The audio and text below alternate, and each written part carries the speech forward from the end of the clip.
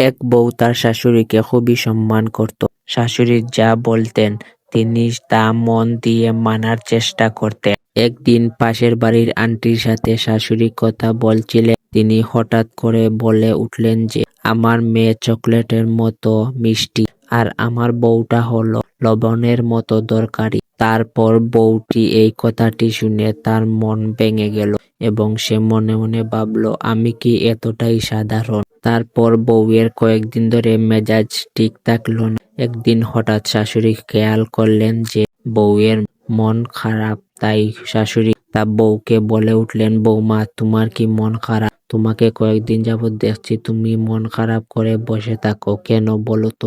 মা, আপনি বলেছেন মেয়ে চকলেটের মতো মিষ্টি এবং বউ লবণের মতো দরকারি। শাশুড়ি হেসে বললেন, চকলেট মিষ্টি, কিন্তু চকলেট সব সময় কাজে লাগে না। কিন্তু লবণ না থাকলে কোনো খাবারে এই স্বাদ থাকে না। তুমি আমাদের জীবনের সেই লবণ।